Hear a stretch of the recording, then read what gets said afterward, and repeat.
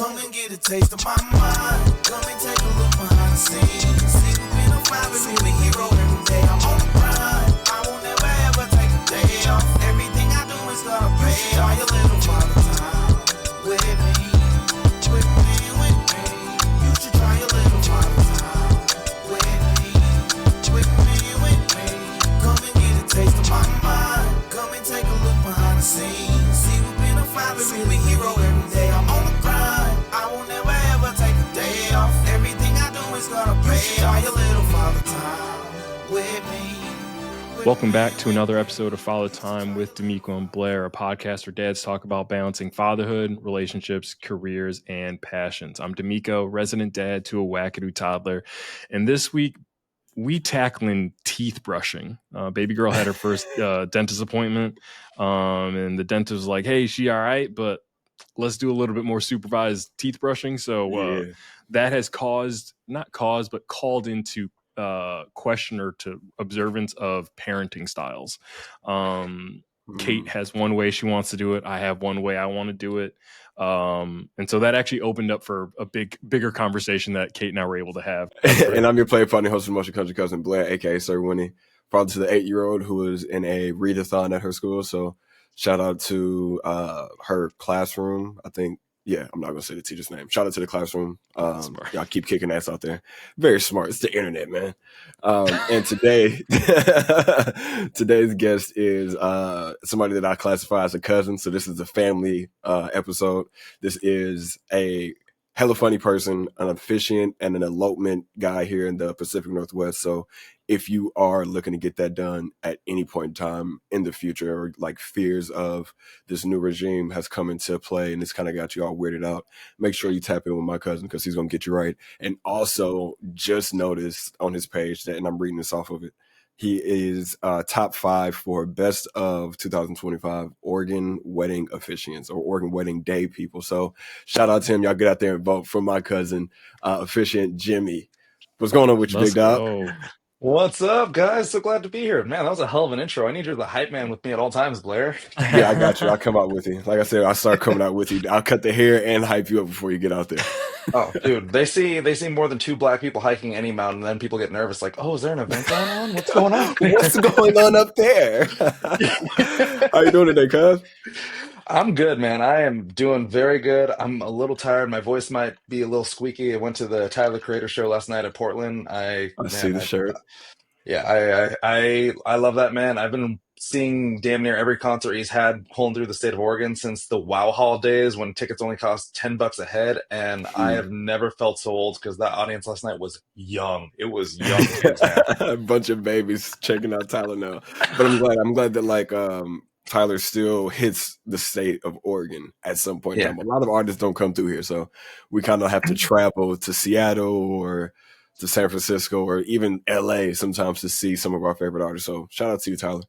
And dude, can't blame him though, because this state is hella white. It is painfully white sometimes, man. I try to sell the state on being kind of good, but yeah, Blair, you sell me on Oregon so hard. Oh, it's a beautiful place. At least every other episode, it's like at least 13 every other black episode, people. You're like, hey, I got to get you out here. It's a beautiful place.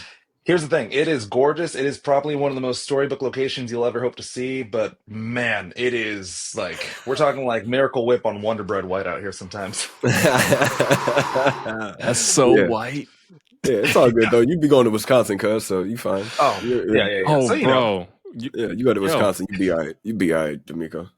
I don't know. It's not as scenic. It's a different type of scenic. Seeing the ocean is different than not seeing a lake. Like, we in the middle of cornfields. Let's be real. Like, I'm not off the Lake Michigan in Wisconsin. It's like, definitely inland Wisconsin.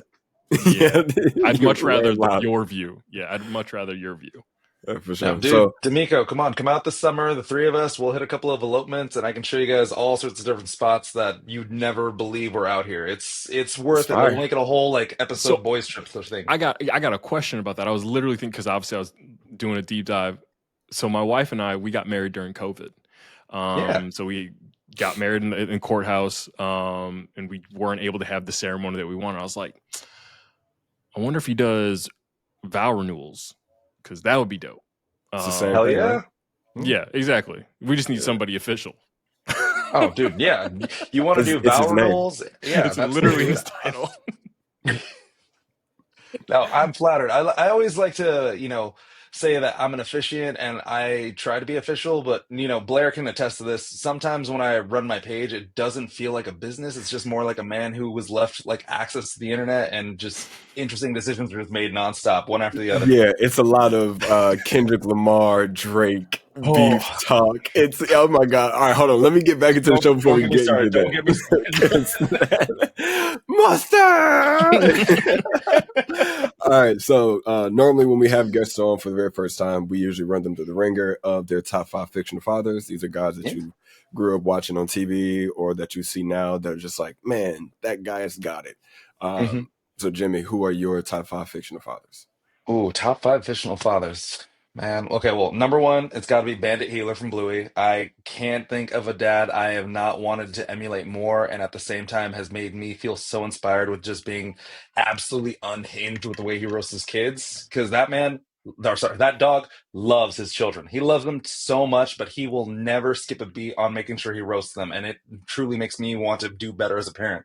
Balance. Gosh, oh man, that's number one. Okay, number two, this might be a little controversial, but I'm gonna have to go with Phil Dunphy, Modern Family, That's my because guy. Yep. number three for the dads, and this might be a little bit more specific, but this is the guy that I always admire as a father figure, is gonna have to be the dad from Fantastic Mr. Fox, because I love that he is such a driven man who's so passionate about like being true to who he is as himself, while at the same time trying to make sure he takes care of his family, but it's done in such a way where his flaws are put up in the forefront instead of it being in the background of being like, oh, he's so charming, he's so cunning. It's like, no, this is just a family man who's still trying to keep in touch with who he is at the core of it all. So I respect that, love that deeply. But this past month, we've been spending watching a lot of like, black culture movies. So my mind keeps on jumping to the dad from Friday. And I'm like, I Yes, respect sir. him.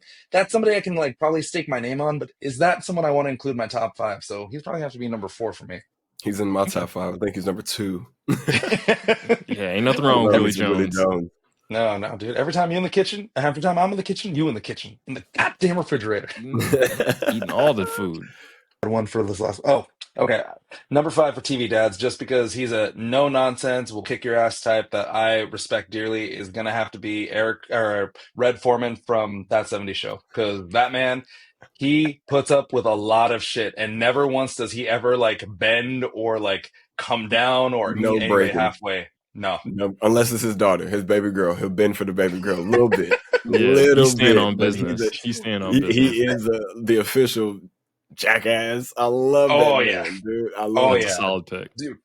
And I love it because in the early season, like season 1 and season 2, there'd just be moments where like the kids will be doing something, but they crack open a beer, and all of a sudden he's in a completely different part of the house, and he just like sits up and he's like just aware of it, like that Yeah, dad sense, that's man. that dad. Yeah, that dad sense, that dad radar. I was like, there's ganja in that air. Let me run, get down here in the basement. No, that's Oh, fantastic picks, brother. Fantastic picks. Whoa. Before we go any further, huge thanks to the Follow Time fam for tuning in. We seriously appreciate you exploring the wild world of fatherhood with us. Enjoying this episode? Then hit that subscribe button right now. Seriously, it's the best way to support the channel and make sure that you're always on time for Father Time. We wouldn't want you to miss out on a single dose of laughter or proud dad talk. Oh, you got a question or a story? Drop it in the comments. And for more content, be sure to follow us at Father Time Pod on all socials. All right, now back to the episode. Peace.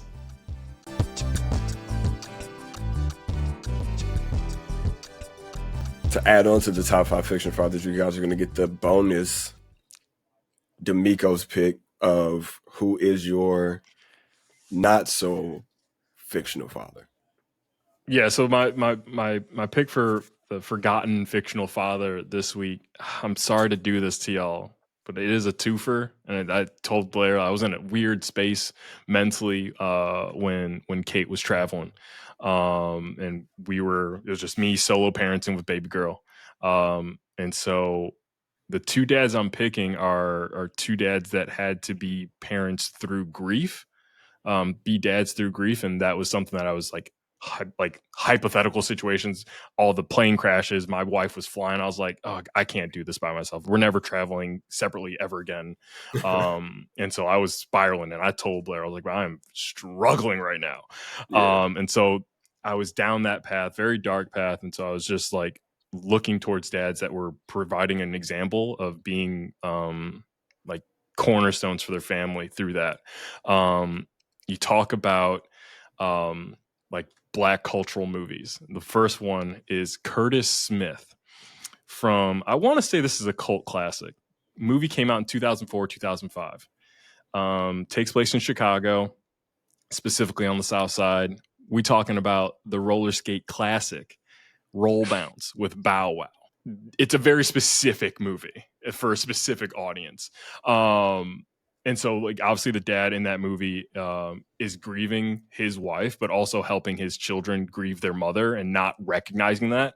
And so I was like, oh man, I was really admiring that in him, and obviously making sure that the mom's legacy stayed alive through the roller skating, all that stuff. The second dad I have is Danny O'Shea from Little Giants. Oh, I just always remember watching that movie as a kid. It was probably the one VHS that I burned a hole through. I loved that movie. For a brief second, I was rooting for teams in the NFC East. Never again will I do that. But yeah, shout out Danny O'Shea from Little Giants. Just his baby girl didn't make the football team, so he said, "Fuck it, we gonna make our I'll own make team. one. I'll make one for you, baby girl." And Yeah. yeah, and he stood on business for her. So yeah, shout out those two forgotten fictional fathers. Real quick, talking about like football and women's football. This past Sunday, I went out and helped train a women's football team here in the Eugene Springfield area. Out at Lambert High School. So shout out to the girls over there. I think they're called the Eugene Cougars. So shout out to y'all. I should be seeing you guys on Sunday. I'm the receiver and DV coach, and they all literally like flock to me. It's like having 28 little sisters instantly. So yeah, allies, baby. Let's get it cracking. Jimmy, you are safe here. The DM, the elopement, wedding officiant, the guy who's going to jump out of the pictures, jump into a lake to get out of your pictures to make sure that the day is nice. What goes into you being obviously top 5 voted by people, but what is it that you enjoy most about your position as an officiant, and what got you into it? oh man, that's a good question. All right. Well, the thing that got me into it in the first place was two ex-friends of mine, because walks of life, people just go down different paths. They had asked me back 2018, I think that it was, because they were looking to get married and they were doing a whole like elopement, but it was like one of those like adventure weddings where they still had a, whole wedding party and everyone coming out for guests, but it was up in Diablo Lake in Washington. And they sprung it on me and they said, "Hey, we want you to be our wedding officiant." And I was like, "Oh, thank you." Like, I was like really like humbled and really honored. But the thing is that I'm a recovering Catholic, so I didn't know that anyone who does weddings, you could be just doing it. Like I assumed it was always had to be somebody who was religious or had like a Yeah, weird calling to it. So I was like, "Guys, are you sure you want me to do this like, thing? Like I really want to, but I just want to make sure first." And the bride, she's this big time photographer who's been all around the world. She's been published in like multiple magazines. She's like, "Yeah, I've seen hundreds of these. You're the perfect guy. Like, trust me. Like, we picked you because we know you'd be the best at the job." So I was like, "Okay, I guess I'll kind of figure it out and see where we go." hmm And I just kind of fell in love with this whole process because, me and my partner Meg, she's like my partner on everything. She helped me with all stuff, top to bottom, every part of my life. And we were just sitting and thinking, what is a bad wedding ceremony? What does that look like? So how do we avoid that? So we're like, okay, avoid like, making like any kind of personal jokes, avoid going on too long, like just trying to find a way to make it fun and celebratory while at the yeah, same time, like making sure people feel like there's an intimate moment happening that we all kind of get to take a peek of. Kind of like, when you see like a really sweet gesture between a couple in public who like thinks nobody's watching them, but you catch like that glimpse and you're like, it just warms your heart a little bit. yeah. And And after I was done with it, I was like, oh man, that was so much fun. Like maybe I'll like create an Instagram page and just put some feelers out there, and like we'll see if there's ever a chance where somebody's like, hey, we need somebody who can like come out here, meet up with us, and marry us. I could just do that again. Yeah. And I had a background working at Dutch Bros for about 5 years as a barista, and I also was doing the social media for the Eugene franchise here. So I knew some stuff about like how to like do advertising, SEO, all that stuff, but I didn't want to pay for it. So it was much more like kind of like guerrilla tactics of me hitting up random photographers and be like, yo, if you ever need somebody who can officiate a wedding but doesn't look like anyone's aunt or uncle, hence the, melanin, please make sure to like, recommend me their way. Yeah. And what had happened was these photographers up in Washington, the Foxes, shout out to the Foxes, love you both, Gabby, Brandon, you guys are my heroes. They were like, oh, hey, we saw that, you're an officiant. Do you hike? And I'm like, oh, hell yeah, I hike. I love hiking. Not realizing that hiking meant hiking. I thought hiking Yeah. was like, yeah, we walk down a paved Pisca. trail and yeah, like Pisca. No, exactly Pisca. And dude, like they are super absolutely insanely talented people, but the minute that people saw me in photos shot by them, all other photographers and people in the industry were like, oh, okay, so this is a somebody, we'll start recommending our couple to this guy. And then once Yep. people started to catch on that my ceremonies were actually meant to be more fun, personal, something more memorable outside of just the usual, like, like, I oh, dearly do. beloved, yeah, all that shit. Like some people expect when it comes to a wedding ceremony, they're like, okay, let's get through the shit and let's get to the party. Me, on the other hand, I'm like, let's start the party now and let's just keep the vibes from here only to go up for the rest of the day. Yeah. And with what I do for weddings and what I do for elopements is I just really lay it on the couple. I'm like, hey, this is your day. You tell me your wants, your needs, your beliefs, the things that you want, the things you don't want included. Like, let me get to know you as much as possible. So that way, by the time I'm doing the ceremony, I'll have everyone like who's your friends and family be wondering like, where the hell did they find this guy? Who is this dude? He's got to be a buddy from school or something. Yeah, and it kind of definitely shows when you look at like the videos or the pictures that you post with the team that you work with, the photographer, and I forgot if there's like a videographer that comes out with you or the makeup lady who comes out with you. You Yeah. guys look like you have a great time, and also something that I feel like would, for me, it would sell me on you if I didn't know you. Bro, I'm Is sold the already. yeah, I'm right. hyped. I'm like, yo, oh, he gonna be my friend. I'm like, I'm All hyped right, already. so check it out. Let me say you some more. At the end, or I don't know if it's at the end, but like I've seen it. He actually takes shots of liquor with both the bride and the groom, or the bride and the Mm-hmm. bride, or the groom and the Sold. groom, however they want to be. Exactly, right? So it's like, and that's what he says. Like his tagline is the original "seal it with the shot," and it's like I don't know, like kind of like elaborate on that a little bit if you can, because for me, I see that like just the tagline, and then I see what you're doing, and for me, I'm like, oh, like this is my person. Like if you would have did that for my wife, and I was like, yeah, shout out to you, because that's the person I'm going to be taking shots with for the rest of my life. Might as well do it in front of all of our friends and family. Mm-hmm. So like, what was that? What was the first time you did it, and like, what was it like pulling it out the bag? So I love that. No, thank you guys for doing your research. This is super exciting to talk about. So what had happened was I think it was at the end of my first full year of doing weddings and elopements. I really started to pick up. I was really starting to get some traction. And me being the kind of like business savvy dude that I am, and also somebody who's trying to like find a way to stand out, I was thinking, okay, so I'm doing this for real now. I'm starting to get some kind of like notice and like, people are starting to come my way. What's going to help me set me apart from the rest of like my constituents or people who do what I do, my colleagues? And so as I was like pitching our ideas around with Meg, I can't remember which one of us came up with it, but we're like, oh wait, what if at the end of the ceremony we do like almost like a celebratory toast or like a seal it with a shot? And it was just like one of those ideas where it's like, oh, that's so cool. So from then on out, I would ask my couples like, hey, I have this thing at the end of the ceremony where we do like a little toast, like a little shot. Do you think that's cool? And I would say like a good 90% of my couples, because like some people just they don't drink or they have like Yeah. there's back history stuff. They're like, oh my gosh, yes, that'd be so much fun. Our friends and family will never see it coming. Please, let's do that. And so anytime I do a ceremony, it's about like 10 to 15 minutes max, which doesn't sound like a long time, but to put in perspective, a TED talk on average lasts 18 minutes, and those feel like they go on for freaking ever. Yeah, those are big educational moments where you like feel like you're taking in a 30-minute lecture. So, and plus, public speaking is like crazy. So Yeah. 5 Yeah. minutes could feel like an hour. So I can Yeah. definitely understand No. what 15 minutes feels like. Yeah, and you guys doing this like week after week, like watching the grind, you guys know what it's like to have to fill that space, and you're doing it like 5 times longer than I am for any ceremony.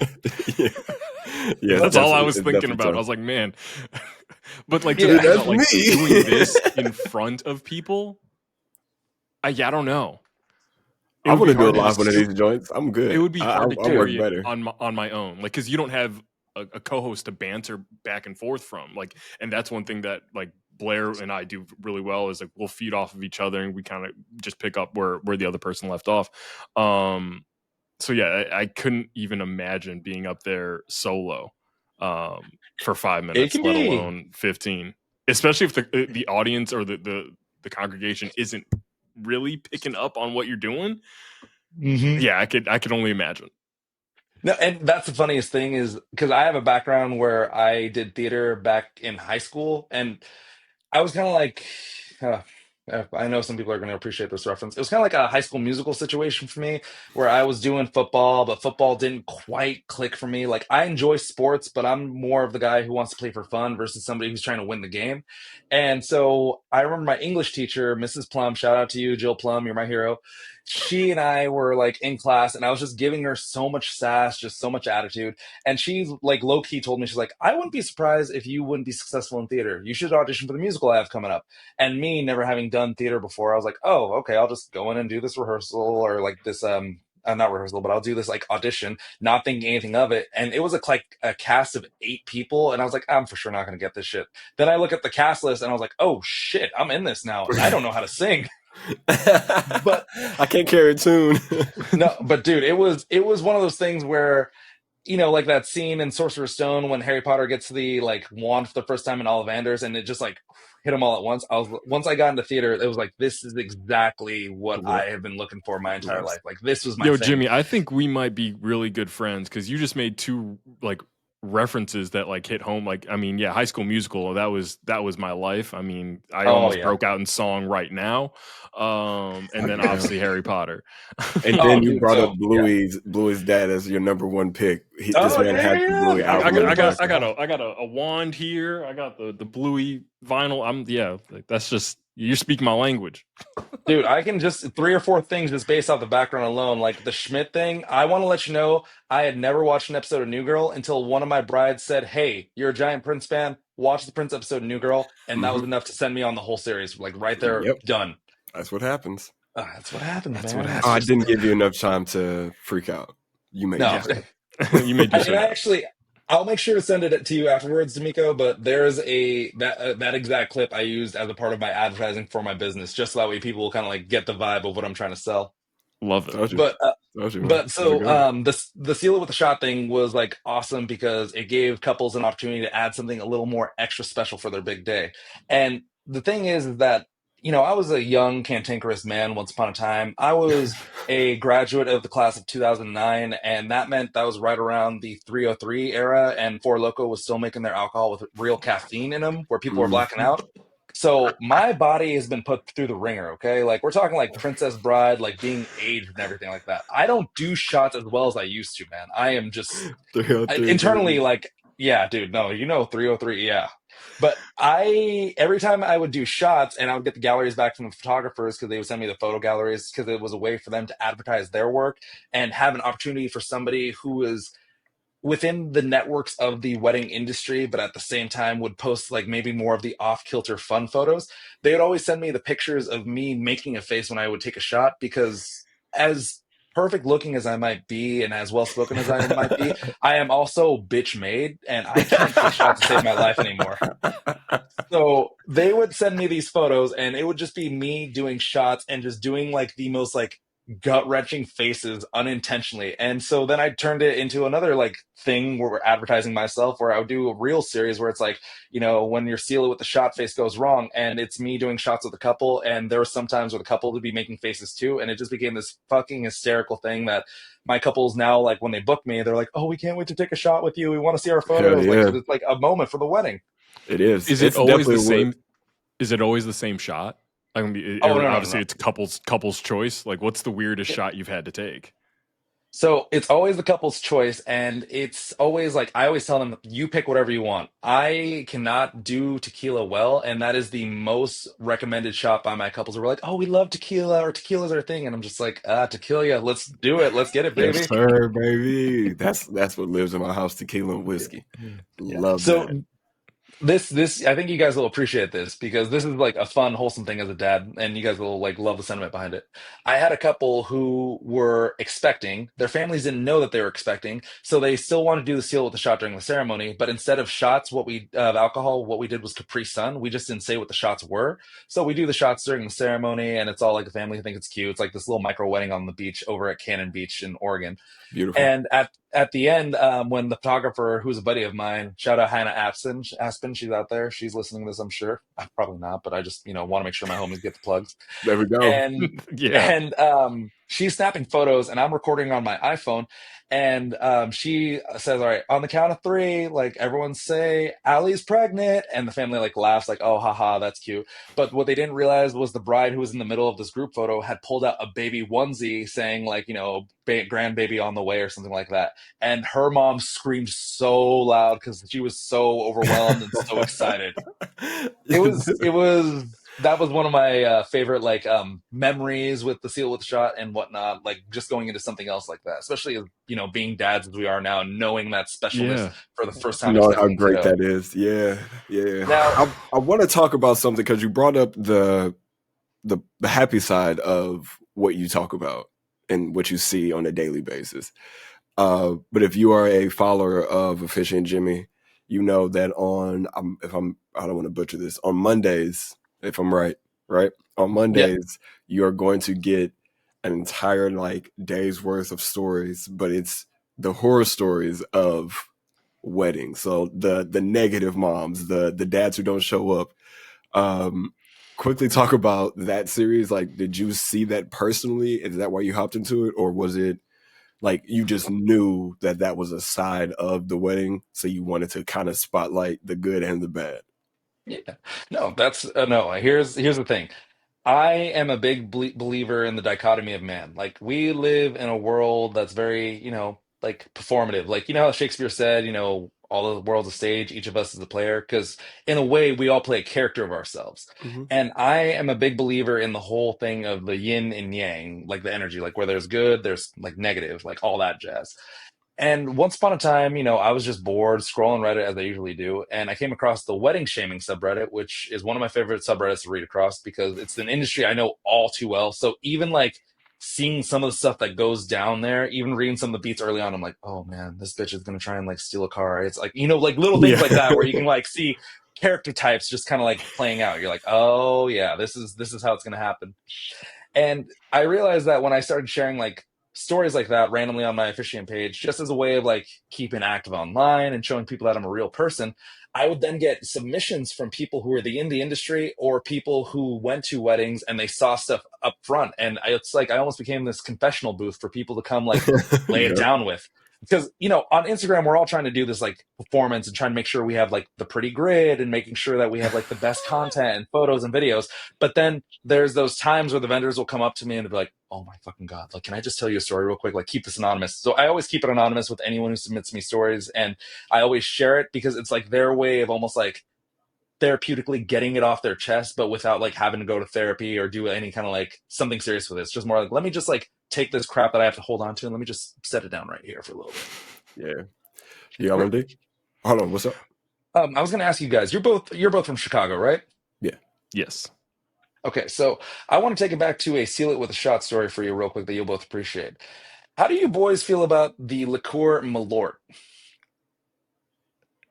Oh, yo, Blair, I think we announce it right now that you're coming back to the city because we about to do that shot. No, It's we're not not. great. He said, No, we're not. No, the fuck, we're not. Blair. Malort is a terrible drink. So I don't know how to like It's even. I don't battery know how to. acid and Yeah, gasoline all in one. it's Everclear, y'all. I don't know. I truly don't know how to explain it to you. It's bad. It's just bad. So like, I used to steal Mad Dog 2020, and like we thought that was like the worst of the worst until one of the homies stole that. It's like opening up a 9-volt battery and just putting your And tongue yeah, on it. just right on the tongue. Yeah, just like Mm. splitting it in half and pouring battery on your tongue. Terrible drink. What was your story about it? My story about it is I know what Malort is mainly because my partner Meg, she used to work out in Chicago, like that was where her corporate office was based. And once upon a time, again, I was on Reddit and I was like, "Oh, what are fun things to do in Chicago?" And somebody was like, "Oh, make sure you do a Chicago handshake, which is a shot of Malort and an old fashioned." And then I see this like over like 400 comment thread about Malort, and I was like, "What the hell? Like, what is this?" Yeah. So while we're out there, we got ourselves a bottle, we did a shot with our buddies, and ever since then, I have just been like, man, like you remember the scene in I Am Legend when Will Smith has to kill his dog? Like that's what taking a shot of Malort felt like. Yeah. It's painful. It's not even like not a good pain. It's just like this is Mm, pain. yeah, This is what you're like, true pain feels like. I know what death is because it just yeah, went down my esophagus. Pause. I know what bad is. I now know like where the floor is on bad, and it's here. Like anything Yeah. that's not this, it's better than this, which is a I'm positive. It's like I'm Malort and imagining meth. It's where the floor is for me. It's like if you doing Malort, you damn near like cracking meth open, bro. We're gonna I'm need you to shot. imagining it. Malort is embodied by the scene from Harry Potter where Voldemort touches the scar. That's what I'm Oh, imagining. bro, I yes, can That's touch yes, you. yes. Yeah, that's how I would describe it. I'll have to get consent from my mother-in-law because we had her take a shot, and she's a lovely, Yeah. lovely lady. Um, and she just loves wine, and she was like, "Oh, let's have Malort." And her Mm. reaction was just Mhm. something that the internet needs. I'll have to get consent to put it up, but The yeah, that world needs this shit. this I'll Malort, make I would sure never to do that. I'll make sure to tag you guys then in this Instagram post I have about it later on. But I have a couple who I love dearly by the name of Aaron and Chris. They are both Chicagoans from Chicago, and they wanted to come out to Washington and go to Hoh Rainforest, which is absolutely gorgeous. Like one of the most breathtaking places you'll ever see and experience. And fuck Donald Trump and what he's done to our National Park Service people because he is doing irreversible damage to some of our parks and most beautiful majesties. Like, if I could figure out how to reanimate a person, I would reanimate Teddy Roosevelt just so he can come in and kick Trump's ass because of all the shit that he's been doing against his work and all the good stuff he's been doing. But whole rainforest, I'm praying to God that someday it's gonna get like restored for the roads so people can get out there because it's a lot of question marks up in the air right now. But Chris and Aaron were like, "Hey, we're coming out. We want to get married. What are we thinking for like alcohol, like first deal, first shot?" And we were kind of like bouncing around ideas. And Chris, being the sick son of a bitch that he is, he's like, "Oh, we should do a shot of Malort during the ceremony." And I'm like, he knew what it was. To Mhm. Aaron, I want to say she kind of had an idea, but never taken a shot before. And we are in this absolutely beautiful, picturesque, stunning place, and the three of us just do a shot of Malort. And my buddy Heather Woolerly from Idaho, she was the photographer. She got in beautiful, high resolution photos. Three people in the most stunning place you'd ever hope to see in absolute misery with rain pouring down on us because we just did shots of Malort. Not even like the thinnest face, just like a very stank face. The Like, mid think of sneeze face. like we're talking like like Get Low just came on full blast at the club stank face. Yeah. Let's Oh do my it. god. Yeah.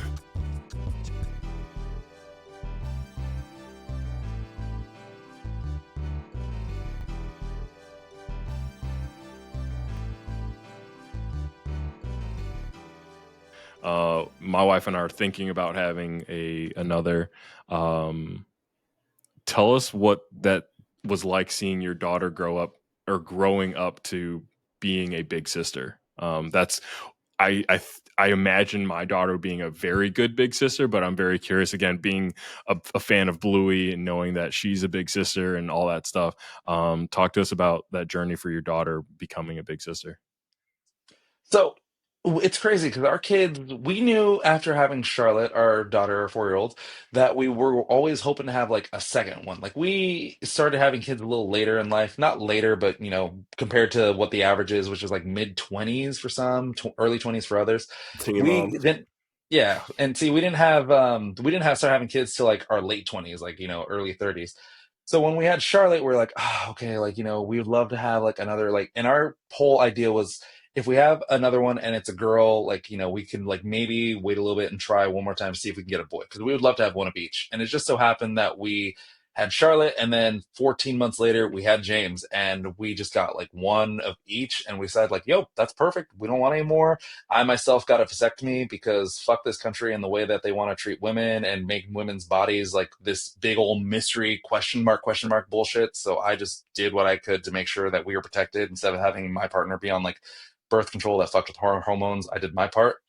And I would say that Charlotte's journey was an interesting one because she was, just like a little over a year, but for her, it's almost like she never knew a life without having James there. Like she like was our solo child for a while there, obviously, but for her, it was almost like just normalcy to have a younger brother. Like I think because she's definitely like starting to like get more, obviously with her getting older, more aware of like kids and babies. She's very baby obsessed. She's asked us like, oh, maybe we should have like, you guys should have a baby. It's like, well, fuck that. Expensive kids are.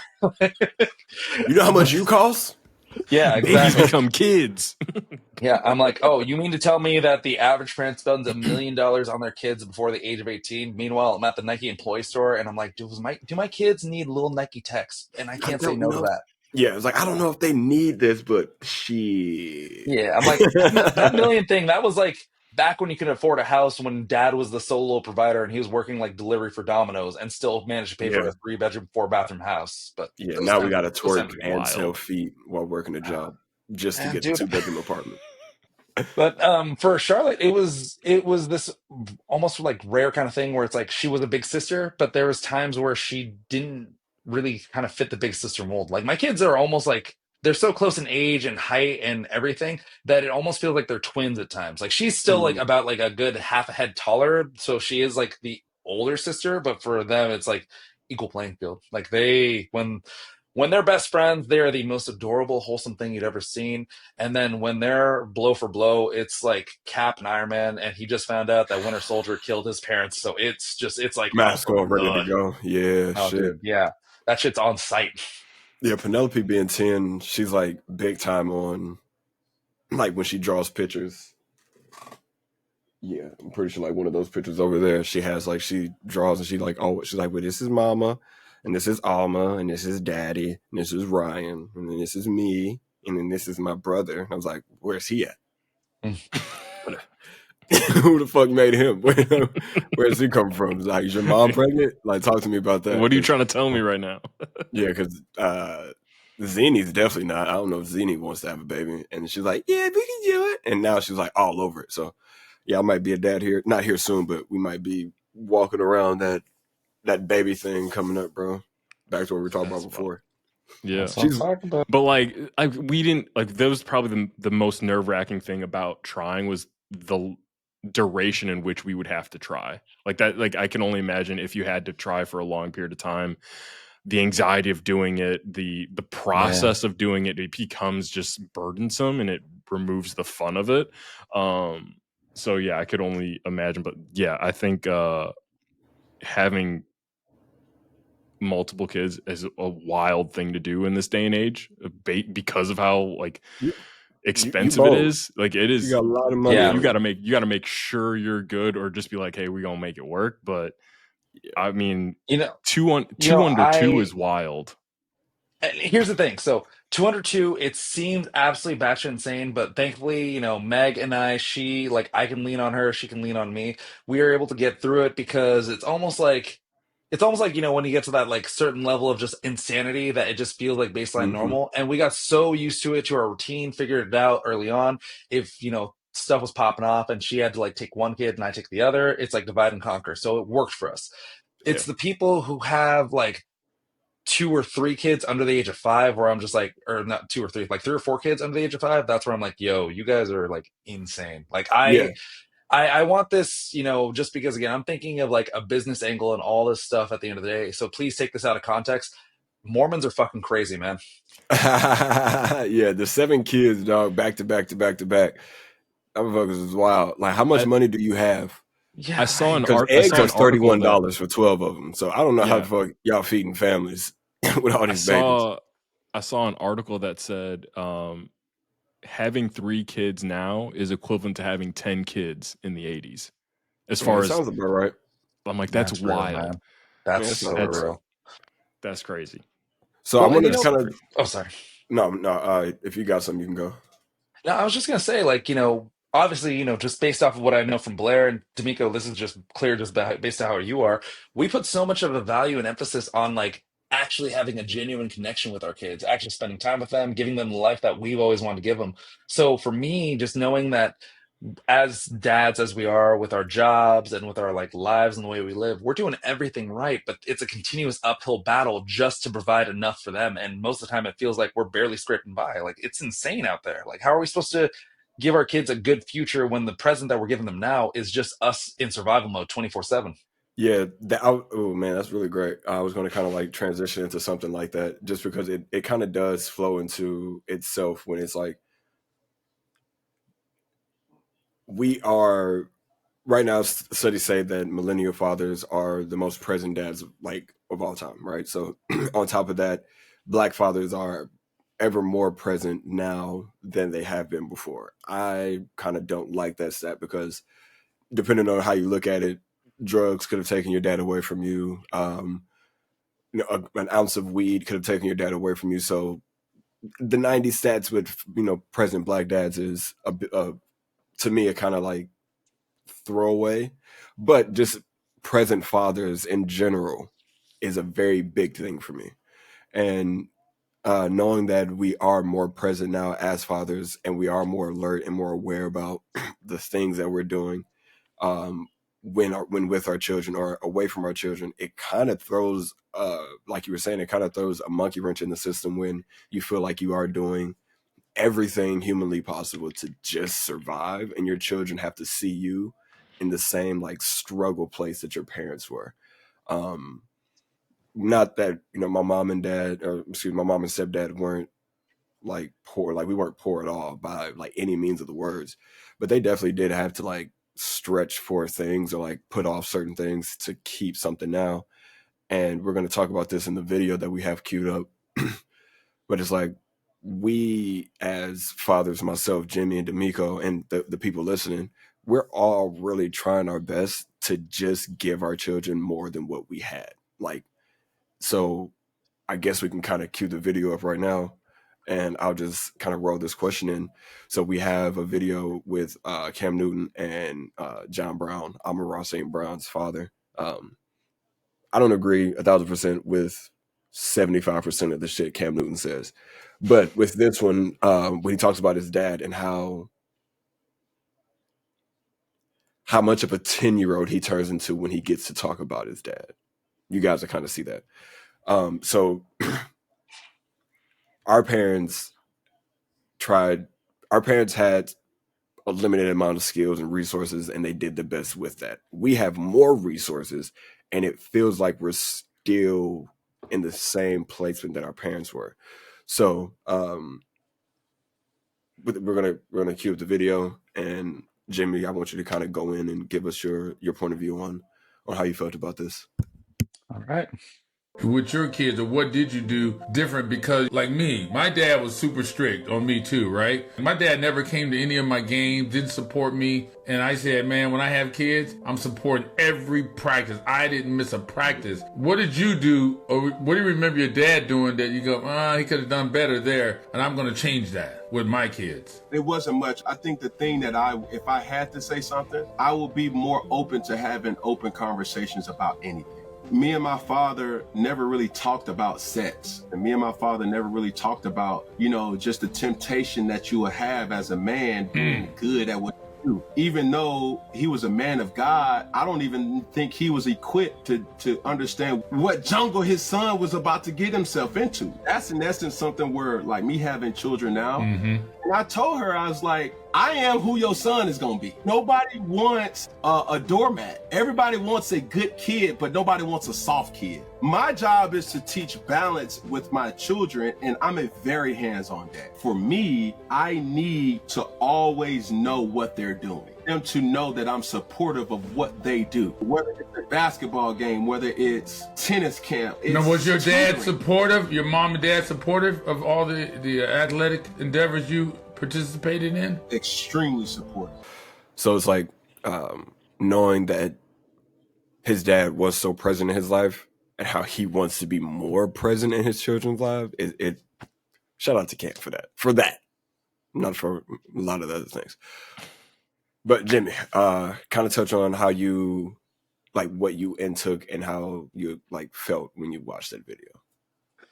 So for me, it felt like I understand the sentiment of what he means behind that. Like, for me, am very fortunate. Like, as black men, statistically speaking, like you were mentioning earlier, Blair, the '90s really threw like the black dad statistic into a freaking like grinder. Like we had like over incarceration of black people, like the just saying just say no and all like the anti weed drug policies, dare all that stuff. Like we are the trauma survivors of a completely askewed America that never truly existed. That's why this whole "Make Mm-hmm. America Great Again" thing that they're trying to push on us. It's like, what do you mean that never was a thing? We just happened to have people who could be thrown to a meat grinder that we didn't have to hear a voice from, and now we have nothing but voices everywhere saying like, "This did not work. You're hurting us."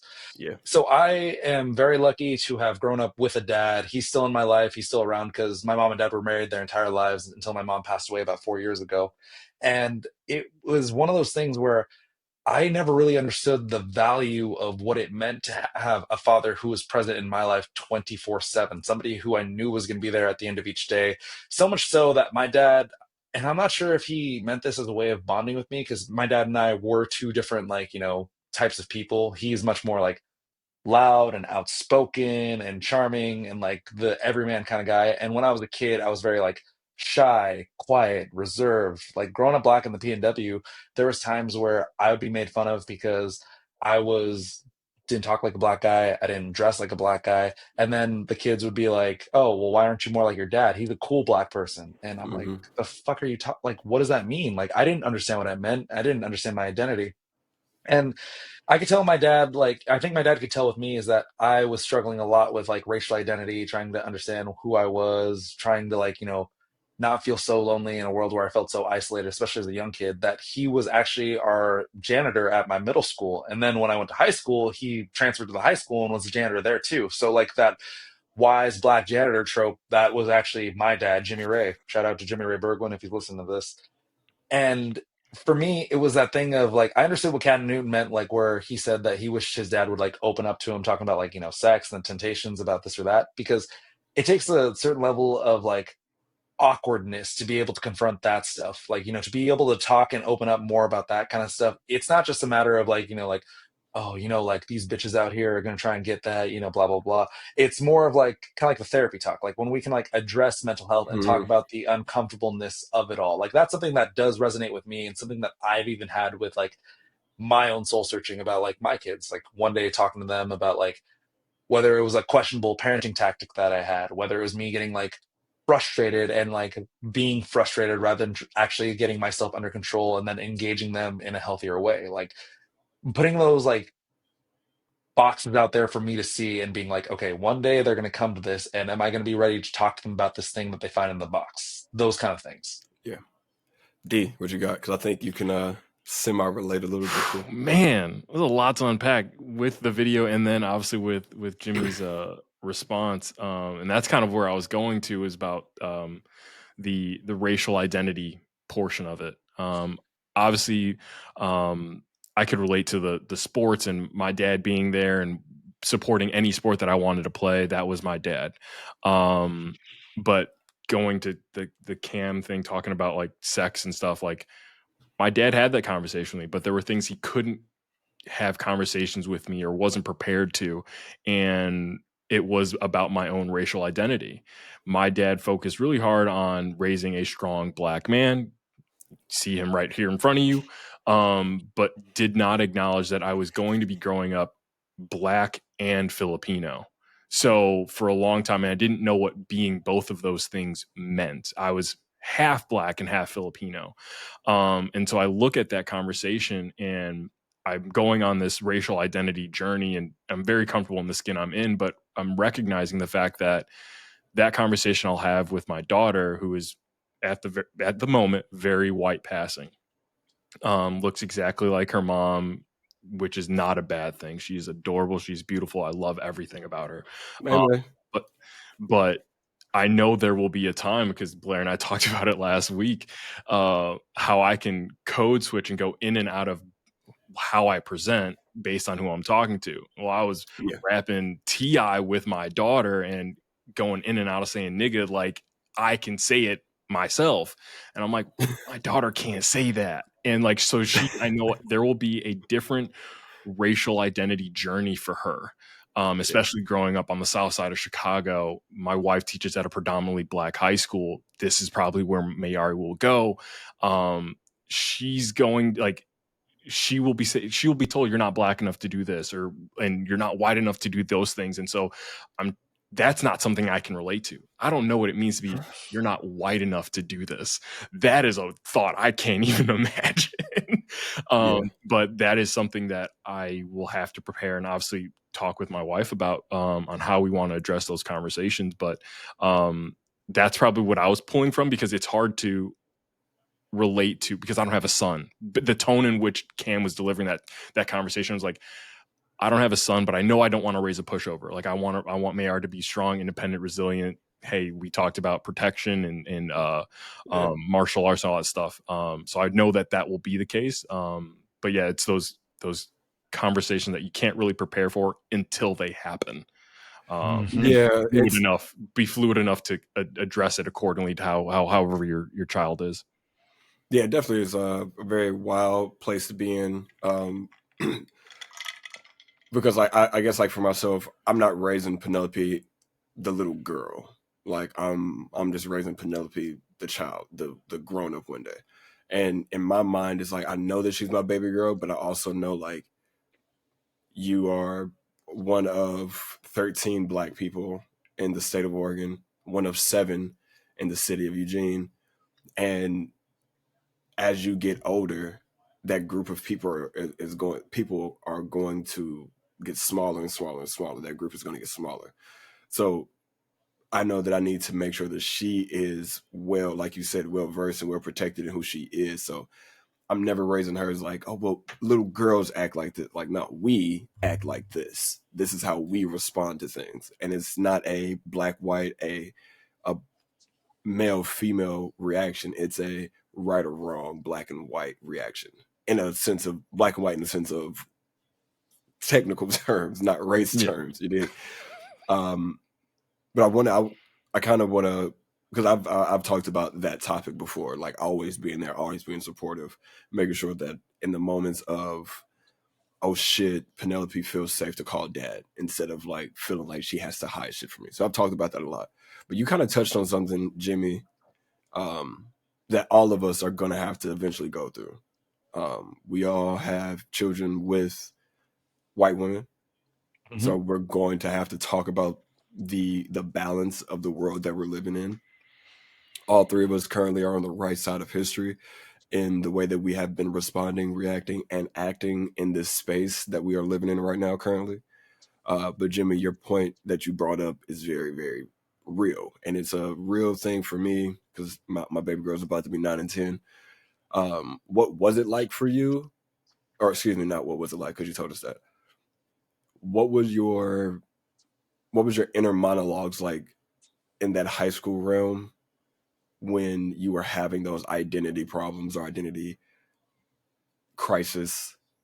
And how have you in a box kind of mapped out how you're going to talk to your children about that in the Pacific Northwest, specifically where we're at?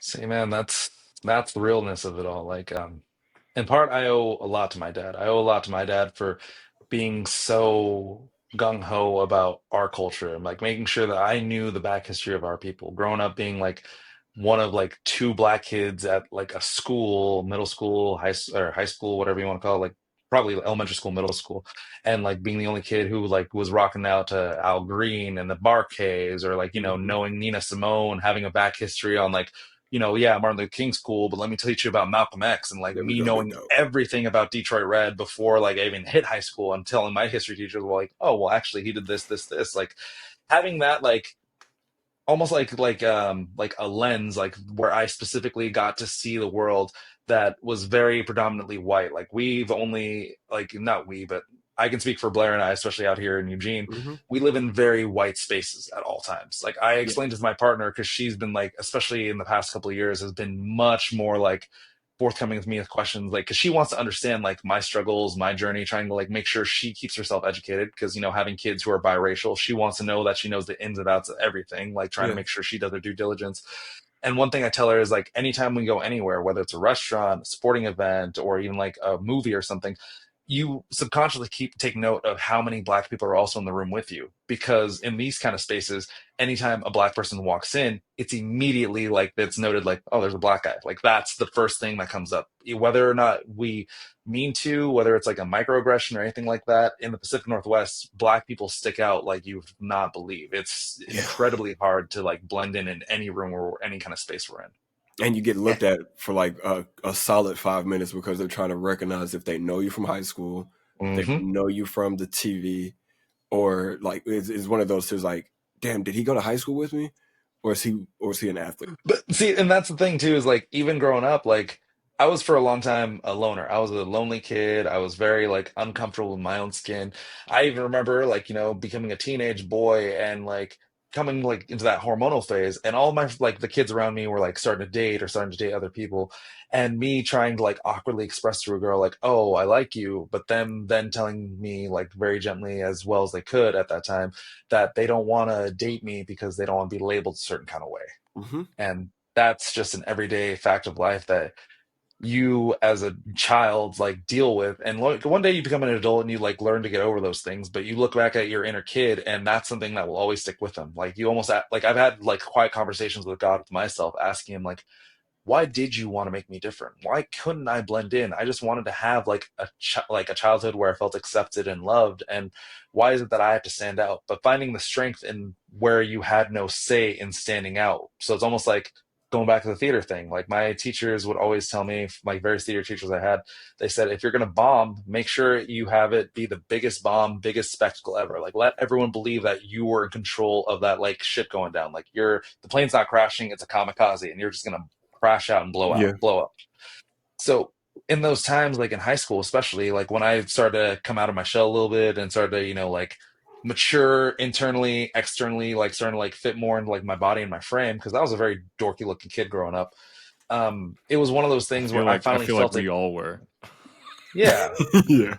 Oh yeah. No, we're not like these little punk ass kids nowadays, the Sephora kids who know how to like exfoliate their skin and shit by the time they're 10. No, kids don't have an awkward phase anymore. We were the like literally the last millennials. generation. We were the last generation. One day we went to school learning how to sign a letter and how to mail it correctly, and the next day they told us, hey, we're going to sign you up for an email address. And then you go to your parents and they're like, the fuck is an email? What are you talking about right now? If we start speaking German to our parents, they're like, huh? Yeah, see, What the fuck is a Bing? Yeah, we're just sitting on our computers learning how to code and everything because of MySpace. We were judging our friends in real time, hence why the Hunger Games really spoke to us as a generation of people. Yeah, that was the movie made for us. Yeah, dude. No, we were the last choppers out of Saigon. Our whole generation was.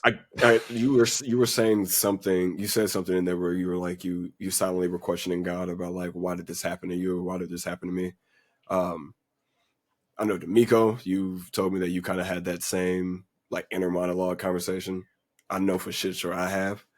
And I guess like in real time as you were saying it, I was getting the answer to that question, at least like what I interpreted to be the answer, which is we weren't like, it wasn't, what we were going through wasn't meant for us to understand.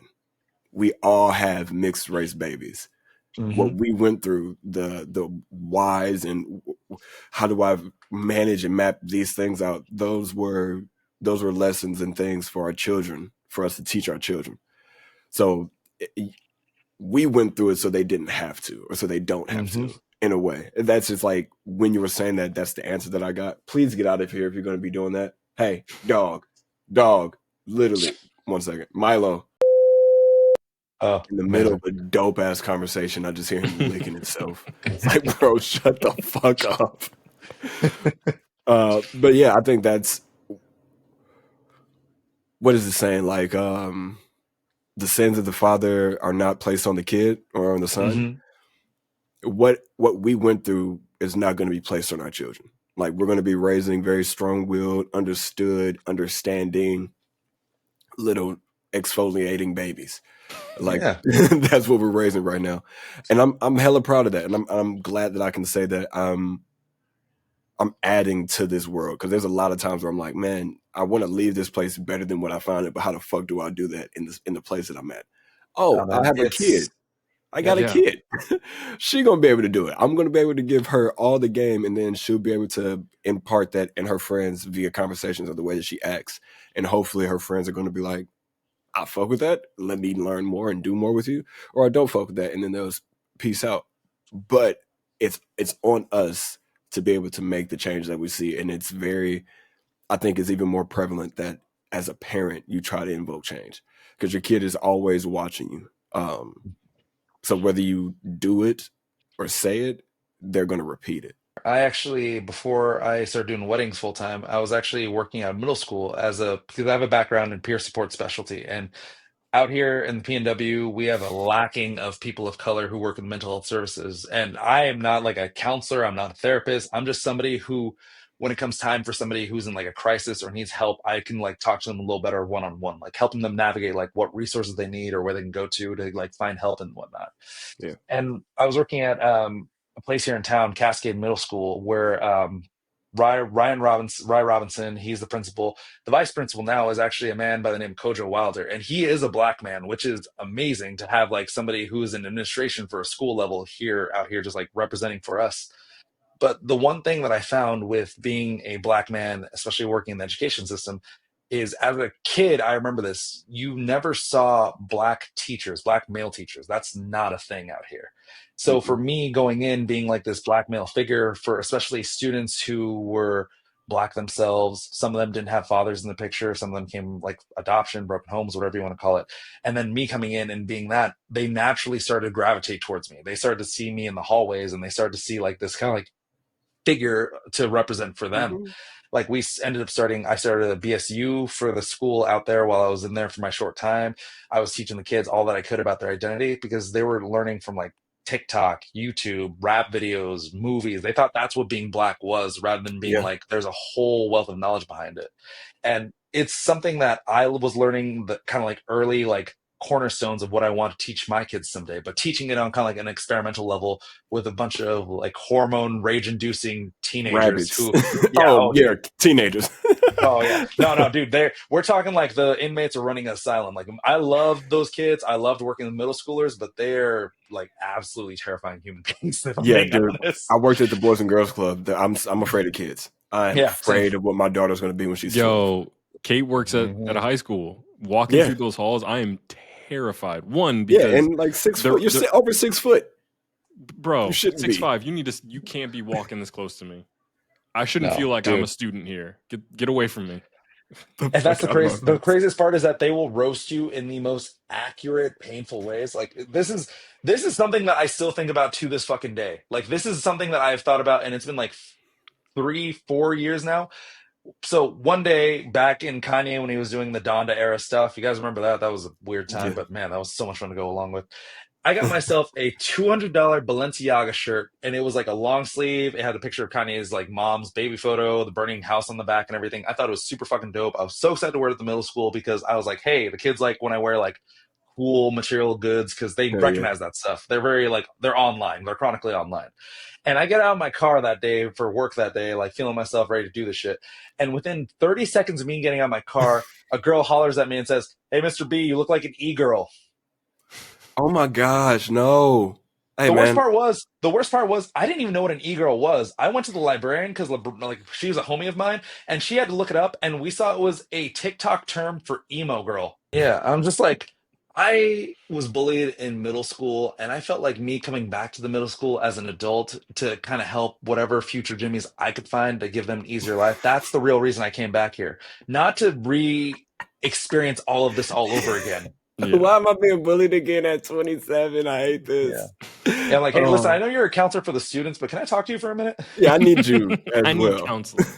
So what's your 12:30 look like? But to kind of answer your question on, but to kind of answer your guys' question on that is, I do have children. They are very white passing. Like my daughter, she is white passing. My son, he's just like half a shade darker than her. But they have an entire exposure to multicultural stuff all at once. Because I'm black, but I'm also half El Salvadorian. My mom is full Salvi, and I don't speak Spanish as well. Like I understand it better than I can speak it. And so living here, being black, then being surrounded mainly by white people, and then going to family who mainly spoke Spanish and would like make fun of me or make me feel bad for not speaking fluent Mhm. Spanish. It was just like this weird thing where it's like I felt like as a kid growing up as a man without a country. And now as an adult, as a parent myself, I like have kid like my kids like they go to their grandma's house who lives 5 minutes up the road and she's like this blonde-haired white woman. Then they have Papa pop by for lunch, my dad, and he's this very black looking Samuel L. Jackson motherfucker.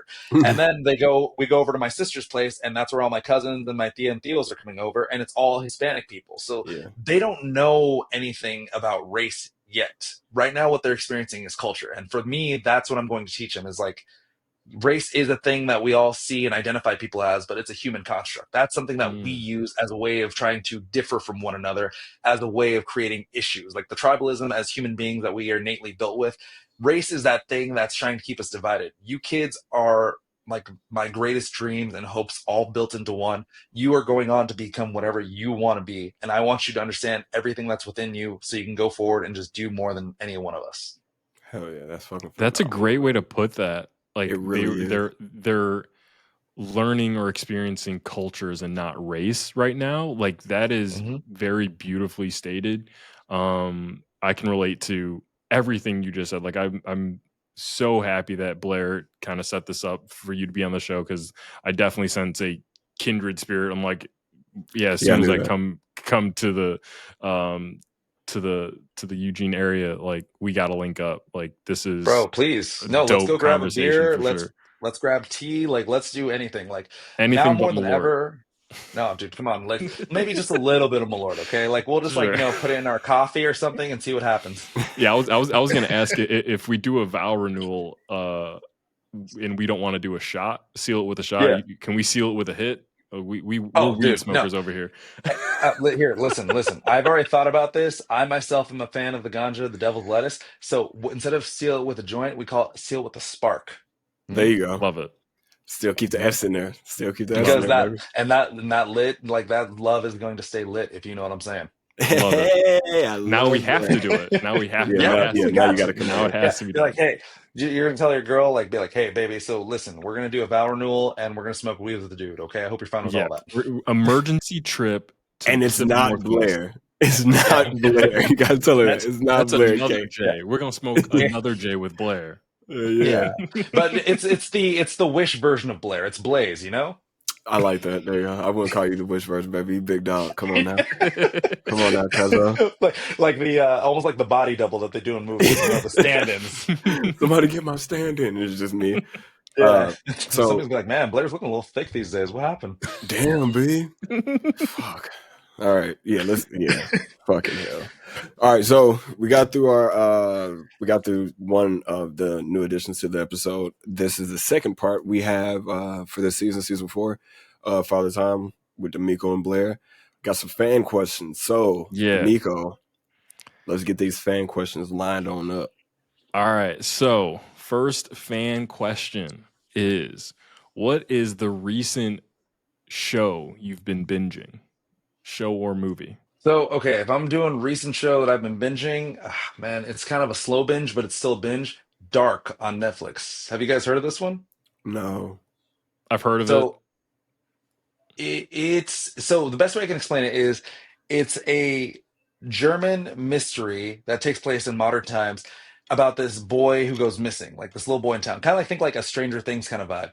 Okay. But the thing that separates it from Stranger Things is that there is a time travel element to the show where it's kind of like this mystery of like, okay, where did this kid go? Like what's happening?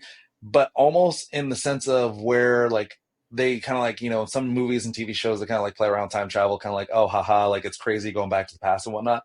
This instead is more like, is fate really a thing? Do we have free will? Do we have choice? Or is everything already predestined? And kind of like this whole weird connection of everyone in the town having connections with one another, whether it be in the present, in the past, or even in the future. And it's one of those things that as you're watching it, because I prefer subs over dubs. Watching it, I'm just like, what the fuck is happening? Like, it is a trip. It is very well done Yep. TV. I don't know if I'd recommend watching it stoned because I feel like you just get like kind of like existential crisis a little bit, but I it might literally make it did a as little you more were immersive. explaining it to me. Yeah, I dude, was no, like, whoa, it's what the fuck? no. It's like it was one of those shows that watching it by the end of season 1, I was like, okay, where's this gonna go? Because it was like really good, and then season 2, I'm just like, what is happening right now? Like, what? Like, Fuck. it was one of those things where I'm like, do I even like? Can I make a decision for myself, or is everything predetermined? So I would say that or White Lotus on Max, because shout out White Lotus. I've heard White Lotus is a good show. I've been at the barbershop. It's just been on constantly. So it's just something that I've seen and it's sparked me enough to buy Paramount Plus. That is what the fuck? Landman with Billy Bob Thornton. It's one of the whitest things I've done besides watching Yellowstone. That whole entire series, whoever the writer is for those shows, Landman, Tulsa King, all Yellowstone, 1882, whatever the shit is, all those shows, I fucking love you. I don't know if you're racist or not. Please don't be, because I fucking love your shows, and I would hate to have to stop watching it. Here's the thing. If it's entertaining, it's entertaining. Does not matter what it looks like, man. We have no room to judge. Yeah. We have only so much time for like any kind of peace or relaxing or entertainment. So enjoy what you enjoy. Yeah, my current binge is the documentary on Netflix, Court of Gold, obviously recapping the 2024 Paris Olympics for Team USA. Yeah. Oh, is that the one with all the Kevin Durant clips? Yeah, that's the one. Yeah. Okay. It's giving Last Dance, but through the eyes of obviously Team USA. So yeah, that's it. I mean, only 6 episodes. That's been the quickest, most recent binge for me. Highly recommend it. They got a clip circulating of Anthony Edwards talking to Obama and like LeBron and KD looking at each other like, who the fuck let this young nigga talk to former President Obama like this? Who left this kid unsupervised? Them Lions got no respect. Oh man, I gotta. I'm the I gotta truth. do a quick, That's what he said. I gotta do a quick plug real quick. I gotta ask you guys. Both you got Netflix, yeah? Yes. Have you guys ever seen Untold on Netflix? The Untold, like the Florida Gators Untold, or That's the one. Oh, yeah. It's so essentially the sports series, and it's like more of like the kind of like event versus like an actual team or player or anything. Well, sometimes it's players. But did you ever watch Malice in the Palace? I didn't watch that one, but I was there for that. Like I watched that game in real time. Oh, dude. They got a documentary, Malice in the Palace, and it's with all the players, and they have all the footage from the actual game, like everything that happened. So if you need a good watch after done with this, go get yourself sat down and watch it, because it is going to be the most entertaining hour and a half you will have. I promise you. For sure, I'm gonna get dinner, get some weed, and then watch that. Let's get it. All right, next question. Favorite comedy special? Annoyingly, I loved watching any of Kevin Hart's, like the first 3 at least. I could quote the first 3 Kevin Hart joke series, so that would be mine. That's fair. Old school, it would be Raw, because my stepdad had me watching that shit all the time. So if I had to say like my favorite comedy special, and this is just me strictly from a storytelling standpoint, I am a big believer in storytelling. I love like any kind of like movies, shows, anything that has like, like well-written stuff that kind of like comes back and has like that like little like cherry on top where it's like, oof, that was good, or that's like a good way to deliver it. Like, that's why I love rap music so much. Obviously, outside of like the cultural aspect of it, but like when you look at someone like Kendrick and he is having the most hellacious, best beef of all time, and he's just destroying Aubrey Graham to the point of like even weeks later after the Super Bowl halftime show, we are still discovering shit that this man was saying about another man, like that kind of stuff, like intelligence. There's this comedian, like very like average looking like 40-year-old white comedian by the name of Mike Birbiglia. And he has this comedy special that I saw called My Girlfriend's Boyfriend. And essentially he tells the story of how what starts at the beginning of him talking about like how he's having relationship issues with his girlfriend at the time, and how he gets into a car accident and then misses his flight, which kind of like sets off this whole trajectory of like life and like things and whatnot. And then him like reflecting back, like as he's telling this comedy stand-up special, he kind of goes through like his whole philosophy on like relationships, his like trial and tribulations with dating, how he got into his career, how he met like this, like, you know, all this stuff.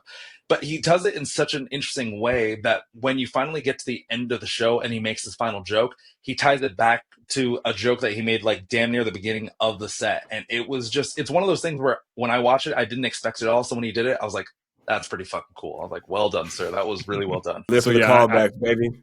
Yeah, no, I'm big on the callback.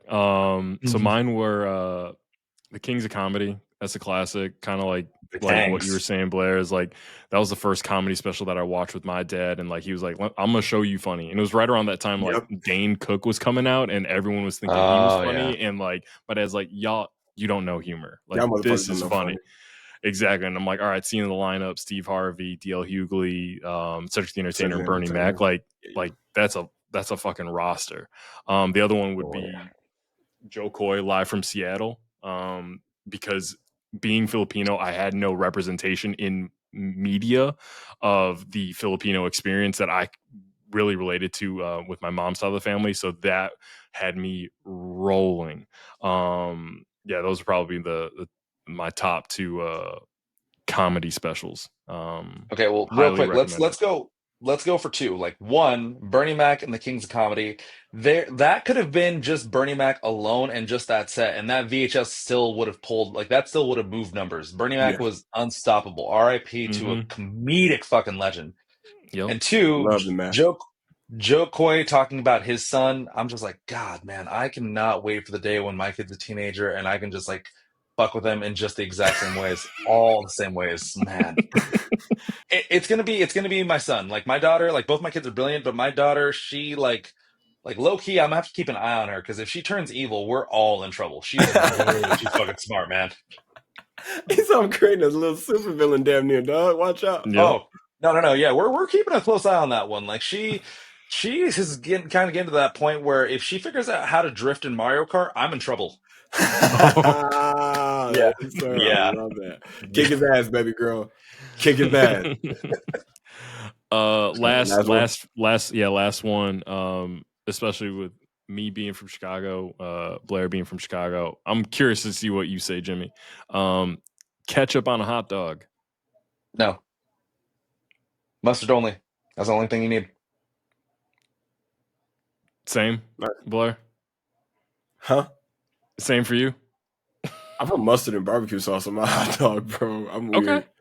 Yeah. No, dude. Hey, listen, man. I'm half Hispanic. They put the craziest, most unhinged shit on everything all the time. So, you know, like you talking like, are we talking like a bowl of spaghetti with, for some reason, sour cream? They do it. You're talking like a hot dog. They're putting hot dogs in fucking like ramen and shit like that before I knew it was like a South Korean thing. Like, yeah. I was like, oh, okay. So no, barbecue sauce, that makes sense. Like, here's the thing. It's a street dog. If it's a street dog, it's definitely just like, I mean, if I'm in the park, let me just get a hot dog, steamed bun, onions, mustard, and we're good to go. But if I'm like here at the house, I'm usually gonna get like a sausage. And then with that, it's like gourmet hot mustard, dog. little brown mustard, little spicy barbecue sauce, pepper, good to go. There might be times where, I might have like smoked a little something and gotten creative with my food that didn't make sense. But sometimes you gotta bat for the fences, man. You gotta see if like maybe you're like, like Carmen from the Bear, and you just haven't done the thing to kind of revolutionize a dish yet. You haven't changed the palate yet. You haven't. Keep pushing. You almost there. You almost 1,000%. there. Exactly right. All right. What about you, big dog? I was a ketchup on the hot dog person, and then I saw I knew that it was like a Chicago stereotype of, hey, Chicagoans, we don't put ketchup on a hot dog, and I was like, I never understood why until I saw a video that literally had someone explain it to me, and it was like, oh, ketchup was used to hide the bad quality meat that was in a hot dog, like way back when, like that's why, and so like the reason why Chicagoans don't put ketchup is because they're like, well, no, our hot dogs are like 100 grade A beef. And this was like during the times of like the stockyards and all that stuff. So it was like a badge of honor saying you don't need ketchup for our hot dog. And I was like, Hey, okay, from that perspective, all right, maybe I'll stop putting ketchup on a hot dog. I think I am too now. Fuck it. Yeah, like Oh, from dude, that standpoint, I was like, okay, I get that. See, So and for me, I did ketchup on hot dog until famously the Anthony Bourdain Obama episode when he was in Oh my Vietnam. Did you God. guys ever see that? Yes. Yeah. Yeah. President No, told dude. him what was up. Hey, no. As soon as my president said no, like mustard's the only thing you need, I was like, we listen to Obama, So okay? mustard. Mustard's gonna be the only thing you put on a hot dog. I'm like, all right, solid Mr. President, you impersonation. got it. Solid. Oh, dude, that was good. No, that was very good. I was like, I've oh, been putting we the got him Barack out plugged for a in. while. Oh I've been man, we putting out gotta a take. Barack for a minute. Oh, that's good. Yeah, he's good at that. They not like us. All right. So, Keep talking about Barack because we about to add him to the thumbnail. We about to get hella plays on this. all right, Mr. Oh, hell yeah. Mr. President. Get Little your black cameo at ass the end. back on in here. Yeah, no, I'm joking. We gonna get him on the show. Hey, that's so disrespectful, Mr. President. If you want to come in, it'll be 3 Southside niggas. You know what I'm saying? Let's go for that. But yeah, no, we could sit here and talk to my cousin Jimmy all night, but we want to make sure that he has his time respected. D'Amico has to wake up in 25 minutes to go get into an ice bath, and I'm gonna be up for another 30. So, for myself, I'm your player partner, host of the Motion cousin Blair, aka Sir Winnie. This is my actual cousin Jimmy, and this is my brother D'Amico. Thank you guys for being here with us. You could have been anywhere in the world, but decided to stop, listen, and/or watch. And we truly appreciate that. Make sure you like, share, leave a comment, because that's how YouTube lets us know that you guys fuck with what we're doing over here. Make sure you tell somebody that you love them because we love you. Peace. Peace.